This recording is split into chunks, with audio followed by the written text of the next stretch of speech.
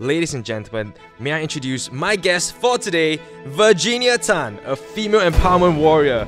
Welcome on the show, Virginia. Our core belief is that women are the largest arbitrage opportunity of our generation.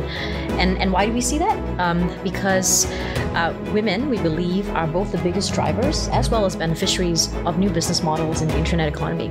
As a child, and I remember this, my mother actually still keeps this, I wrote a little essay when I was 7 years old, and I said that I wanted to either be a doctor or a lawyer.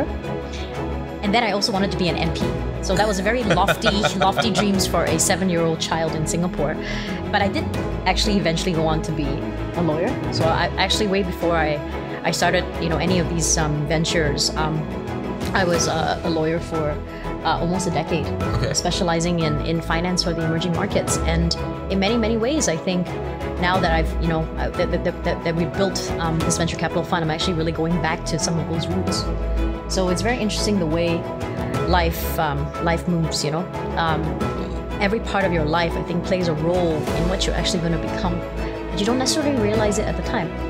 So what you have to do is you have to trust that flow and go with it. I think every single person has an inner voice, and the question really is whether you trust it enough to listen. Right. And it comes to you in strange ways. There might be certain issues that you identify with. There may be certain things that you feel more passionately about, and you don't actually understand the reason why. And I think, with women's empowerment, it is something that I was always interested in. Female empowerment doesn't exist in a vacuum. Like any other issue in the world, it needs to be seen in the context of a larger world. I'm very grateful for my corporate career for providing me a window and a framework and a platform to really understand the world. That's why I was, even though we worked very, very hard in corporate, 100-hour weeks, I was always very grateful for that because I saw that as my way of seeing the world. And at 22, what I realized was that I was ill-equipped. I didn't have the skills or necessarily the experience or the knowledge to really bring real value to the table. What could I do?